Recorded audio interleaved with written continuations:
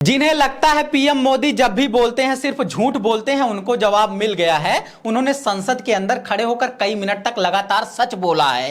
वो अलग बात है कि आधा अधूरा सच बोला है, भाजपा का सच नहीं बोला है, सिर्फ कांग्रेस का सच बोला है। पीएम मोदी ने बताया कि पिछले 62 सालों से कांग्रेस तमिलनाडु में सरकार नहीं बना पाई है, यह बात सच है। मगर उन्होंने ये नहीं बताया कि तमिलनाडु में जनसंघ और भाजपा ने कभी सरकार ही नहीं बनाई है, हर बार जमानत जब्त करवाई है। उन्होंने ये भी बताया कि पिछले 51 सालों से कांग्रेस ने पश्चिम बंगाल में कोई सरकार नहीं बनाई है, यह बात भी सच है। मगर यह नहीं बताया कि बंगाल के इतिहास में कभी भी जनसंघ और भाजपा ने सरकार ही नहीं बनाई है। पीएम मोदी ने यह तो बताया कि पिछले 35-40 सालों से बिहार में कांग्रेस अपनी सरकार नहीं बना पाई है, मगर यह नहीं बताया कि जनसंघ और भाजपा अपने पूरे जीवन काल में बिहार में अपनी सरकार नहीं बना पाई है। उन्होंने बड़ी बेशर्मी से यह बात बताई कि कांग्रेस दिल्ली के अंदर 0 सीटों पर आ गई है, मगर इसका जिक्र नहीं किया कि भाजपा एक बार मात्र 3 सीट पाई है, दूसरी बार मात्र 8 सीट पाई है। उन्होंने यह तो बता दिया कि उड़ीसा में कांग्रेस 1995 के बाद कोई सरकार नहीं बना पाई है, मगर यह नहीं बताया कि वहां भाजपा कब सरकार बना पाई है। केरल, तेलंगाना समेत कई स्टेट में कांग्रेस की क्या दशा है बता रहे हैं, मगर यह नहीं बता रहे हैं कि ऐसे तमाम राज्यों में इनकी पार्टी अक्सर खाता नहीं खोल पाई है। न जाने कितने स्टेट हैं जहां भाजपा कभी सरकार नहीं बना पाई है, उसमें भी आधे से ज्यादा स्टेट ऐसे हैं कि भाजपा या तो कभी खाता नहीं खोल पाई है या कहीं खाता खोली है तो अपनी जमानत जब्त करवाई है। मतलब पीएम मोदी कहने के लिए कांग्रेस की पोल खोल रहे हैं, मगर इन राज्यों में भाजपा की क्या दशा है उस पर एक शब्द नहीं बोल रहे हैं। उन्होंने उत्तर प्रदेश और गुजरात का भी उदाहरण दिया है, जहां की सत्ता पाने के लिए उनके लोगों ने हिंसक और विध्वंसक राजनीति को मॉडल बना दिया है। गुजरात के पूंजीवादी प्लस दंगाई मॉडल को, यूपी के सांप्रदायिक और बुलडोजर मॉडल को इन्होंने न्यू इंडिया का सिंबल बना दिया है। शायद इसीलिए इंडिया शब्द इतना अखर रहा है। पीएम मोदी ने आधे से ज्यादा भाषण इंडिया पर दिया है। नो कॉन्फिडेंस मोशन आया था मणिपुर मामले पर, मगर पीएम इंडिया घमंडिया करते रहे, यानी तीर बिल्कुल निशाने पर लग गया है। नमस्कार, मैं समर राज बोलता हिंदुस्तान में आपका स्वागत है। हफ्ते भर हंगामे के बाद संसद के अंदर प्रधानमंत्री नरेंद्र मोदी की एंट्री हुई तो लोग बताने लगे कि देखो कितनी ग्रैंड एंट्री हुई है। लोगों का क्या है, लोगों के मुकाबले लोग तैयार बैठे हैं, कहने लगे देखो बिल्कुल किम जोंग वाली एंट्री हुई है। हालांकि एंट्री कैसी हुई है कैसी नहीं हुई है, एंट्री करने वाले की शक्ल किम जोंग जैसी लगती है या हिटलर जैसी लगती है, इस बहस से जरूरी यह है कि एंट्री के बाद प्रधानमंत्री ने क्या बात की है, कैसी स्पीच दी है। विपक्षी दलों के लगभग सभी सांसद मणिपुर पर सवाल कर रहे हैं और प्रधानमंत्री नरेंद्र मोदी कांग्रेस का इतिहास बता रहे हैं। विपक्षी दलों के सांसद महिलाओं पर हो रहे अत्याचार पर सवाल कर रहे हैं।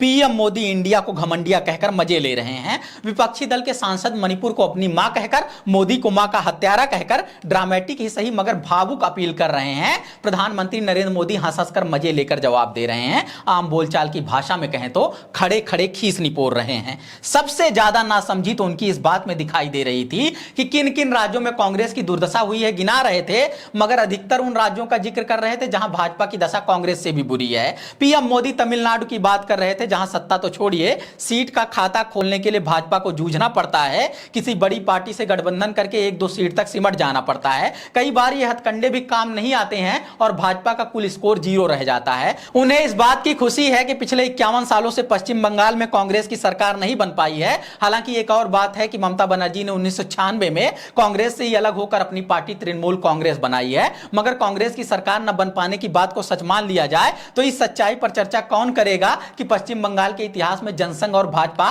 कभी सरकार ही नहीं बना पाई हैं। बिहार में लगभग 3 दशक से कांग्रेस की अकेले न सरकार बन पाने पर चुटकी तो ले रहे हैं, मगर यह नहीं बता रहे हैं कि भाजपा वहां कब अकेले दम पर कोई सरकार बना पाई है। उड़ीसा में 1995 के बाद कांग्रेस की सरकार न बन पाने पर मजे तो ले रहे हैं, मगर यह नहीं बता रहे हैं कि 95 के पहले या 95 के बाद भाजपा वहां कौन सी सरकार बना पाई है। दिल्ली में पिछले 2 चुनावों से कांग्रेस का खाता ना खुलने पर ताली तो पीट रहे हैं, मगर पीएम ये नहीं बता रहे हैं कि 70 में से उनकी पार्टी कितनी सीटें पाई है। 2015 के विधानसभा चुनाव में सिर्फ 3 सीटों पर जीत मिली है और 2020 के चुनाव में सिर्फ 8 सीट पाई है। सत्ता से दूर रहने की कहानी उत्तर प्रदेश पर भी लागू होती है, मगर सांप्रदायिक ध्रुवीकरण के बाद 2017 और 22 में भाजपा को बड़ी जीत मिली है। इसलिए भी गुजरात जैसे नतीजे आ रहे हैं। शायद यही देखकर वहां के के पूंजीवादी और दंगे मॉडल को उत्तर प्रदेश में भी नए कलेवर में भाजपा लेकर आई है। खैर, पिछले एक दशक में चुनावी नतीजे ऐसे रहे हैं जिसमें भाजपा कांग्रेस के मुकाबले ज्यादा सफलता पा रही है। तो क्या इतनी बड़ी भूल प्रधानमंत्री की टीम से हो सकती है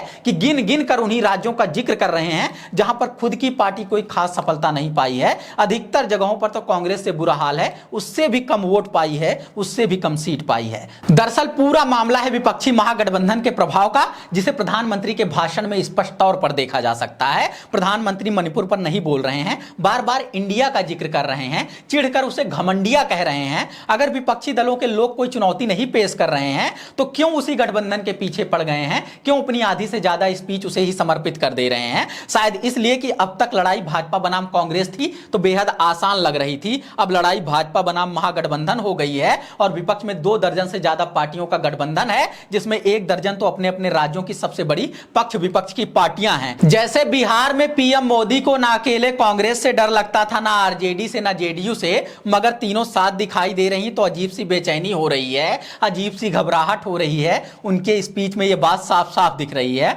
जैसे महाराष्ट्र में प्रधानमंत्री नरेंद्र मोदी को अकेले ना कांग्रेस से डर लगता था, ना एनसीपी से, ना उद्धव ठाकरे की शिवसेना से, मगर तीनों महागठबंधन बनाकर लड़ रहे हैं तो बहुत बड़ी चुनौती पेश कर रहे हैं। जैसे बंगाल में पैठ जमाने में सफलता मिल चुकी थी, पिछले लोकसभा चुनाव में ठीक ठाक सीटें निकाल चुकी थी, मगर इस बार तृणमूल कांग्रेस के साथ साथ कांग्रेस और सीपीआईएम आ गई है तो भाजपा की राह कठिन हो गई है। उत्तर प्रदेश में फिलहाल ऐसा गठबंधन नहीं बन पाया है कि लोकसभा में भाजपा को घबराहट हो, मगर सपा, बसपा, कांग्रेस समेत सभी दल एक साथ अगर आ जाएंगे तो वहां भी बुरा हाल हो जाएगा। और यह बात किसी से छुपी नहीं हुई है कि उत्तर प्रदेश के दम पर ही भाजपा सत्ता में आई है। पंजाब में भाजपा कोई बड़ी चुनौती नहीं है, इस बार कोई गठबंधन तक करने को तैयार नहीं है, मगर दिल्ली में क्लीन स्वीप करने वाली पार्टी भाजपा कांग्रेस और आम आदमी पार्टी के गठबंधन की वजह से टक्कर पा रही है। ऐसे ही अलग अलग राज्यों के भी समीकरण है। कुल मिलाकर बात यह है कि भले तमाम दल लोकसभा में भाजपा को अकेले चुनौती नहीं दे पा रहे थे, मगर साथ में महागठबंधन करने के बाद बहुत बड़ी ताकत के रूप में उभर कर आए हैं